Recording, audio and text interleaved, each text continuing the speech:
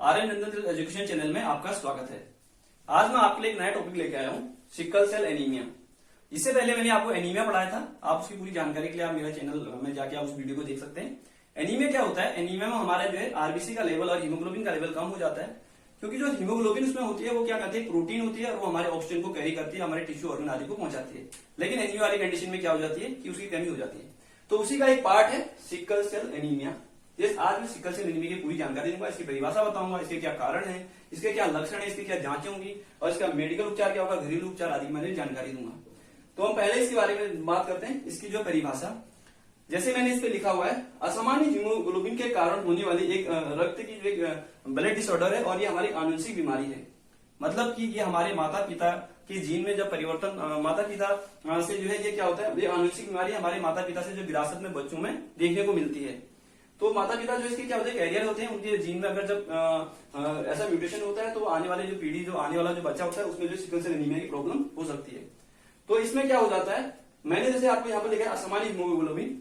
जो normal haemoglobin होता है, पहले वो फीटल हीमोग्लोबिन होता है, उसके बाद अडल्ट हीमोग्लोबिन बनता है, लेकिन इसमें असामान्य हीमोग्लोबिन हो जाता है। मतलब इनकी हीमोग्लोबिन एस में चेंज हो जाता है। इसमें एक हमारा जो ग्लूटामेट जो चेन होती है, जो हमारा एक ग्लोबिन होती है, उसका जो बीटा चेंज जो होती है, उसमें हमारा जो ऑटोसोम्स 6 नंबर का जो ऑटोसोम्स होता है, उसमें जो है क्या आता है, चेंजेस देखने को मिलता है, म्यूटेशन हो जाता है। वो हमारा यानी कि जो है ग्लूटामेट से जो हमारा किसमें वैलिन में चेंज हो जाता है, उसकी वजह से क्या हो जाता है, हमारा असामान्य हीमोग्लोबिन होता है। और इसमें जो हमारे आरबीसी का जो स्ट्रक्चर होता है उसमें चेंजेस देखने को मिलता है। नॉर्मल आरबीसी हमारी जो स्फेरिकल या गोल शेप की होती है, लेकिन जब सिकल सेल एनीमिया हो जाती है तो ये हमारा जो है हस्या होता है, यानी कि हमारा जो इस तरीके का देखने को मिलता है। तो ये हमारी क्या होगी, इसकी परिभाषा होगी। क्योंकि जो नॉर्मल 120 दिन होता है, लेकिन जब सिकल सेल एनीमिया अगर हो जाता है तो उसका जो लाइफ होती है, उसकी जीवन काल जो होता है वो हमारा सिर्फ जो 10 या 20 दिन का रहता है।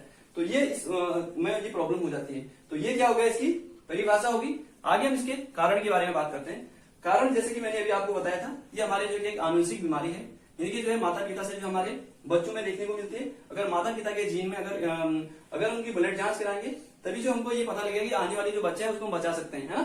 तो इसमें जो क्या आनुवंशिक बीमारी है माता पिता की, अगर उसके जीन में अगर ये देखने को मिल रहा है तो ये माता पिता क्या होता है, कैरियर का काम करते हैं। तो जो जब उनका बेबी होता है तो उनके बच्चों में जो है इन्हीं जो सिकल सेल एनीमिया की प्रॉब्लम हो सकती है। ठीक है, तो ये जो है हमारा क्या ब्लड डिसऑर्डर है, ये इसके क्या हो गया, मेन का तो कारण यही होता है, आनुवंशिक बीमारी। नेक्स्ट हमारा इसके लक्षण के बारे में बात करते हैं। लक्षण क्या होते हैं इसके, एक तो उसको पीलिया देखने को मिलेगा और बच्चे में जो उसको जो फीवर आने लगेगा और उसको बहुत ज्यादा थकान महसूस करेगा, क्योंकि जो है उसमें जो ऑक्सीजन जो प्रॉपर तरीके से नहीं पहुंच पा रही है। ठीक है, हाथ पैरों में जो उसका दर्द होने लगेगा और स्केलेटल पेन आदि देखने को मिलता है और उसके जो चक्कर आने लगेगा, सांस में प्रॉब्लम होने लगेगी और उसको चिड़चिड़ापन आदि देखने को मिलेगा। आगे हम बात करते हैं, ये इसके क्या होते हैं, लक्षण होते हैं।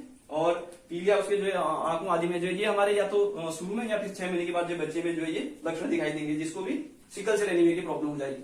आगे इसके जांच के बारे में बात करते हैं। जांचों में जो इसका कंफर्मेटरी टेस्ट होता है, यानी कि जो हमारा जो कंफर्मेटरी टेस्ट होता है, हीमोग्लोबिन इलेक्ट्रोफोरेसिस होता है और एचबीएलसी या फिर सिकलिन टेस्ट आदि हम इसमें करते हैं। ये हमारा स्क्रीनिंग करने से हमको क्या पता लगेगा, अगर हम उसके शादी से पहले, यानी कि जैसे यहाँ पर मैंने बताया इसमें घरेलू उपाय की, मतलब अगर मैं बात करूं, जैसे अगर हम अगर शादी से पहले कुंडली मिलाने से ज्यादा बेहतर है कि हम एक बार उनके जो माता पिता की भी क्या करें, यानी कि जो उसके शादी से पहले माता पिता की अगर दोनों की अगर ब्लड जांच करेंगे तो उनको अगर उनके जीन में अगर ये हमारा सिकल सेल एनीमिया आदि अगर होगा तो आने वाले बच्चे को जो है सिकल सेल एनीमिया होने से हम बचा सकते हैं। तो ये इसकी हम स्क्रीनिंग कर सकते हैं। और दूसरा जो अगर मान लिया बच्चे को अगर सिकल सेल एनीमिया हो गया है तो उस बच्चे को जो है अधिक से अधिक पानी पिलाना है और उसको नियमित व्यायाम करने के लिए बताना है। बहुत हैवी एक्सरसाइज तो नहीं करेगा, लेकिन व्यायाम कर सकता है और उसको जो बहुत अधिक तापमान से बचाना है उसको। और इसमें ज्यादा से ज्यादा अधिक से अधिक उसको जो है आराम देना है, क्योंकि अगर आराम ज्यादा एक्टिविटी करेगा तो ऑक्सीजन की जरूरत ज्यादा पड़ेगी, इसीलिए उसको ज्यादा एक्टिविटीज नहीं करानी है, उसको अधिक आराम दिया जाएगा और उसको संतुलित भोजन एवं पौष्टिक आहार दिया जाएगा। और इसमें जो है डॉक्टर की सलाह लेनी है और उसे नियमित मेडिसिन आदि देने की के लिए जो हम जागरूक करेंगे बच्चे। तो ये क्या होगा, हमारा घरेलू उपाय हो गया। आगे हम बात करते हैं मेडिकल उपचार।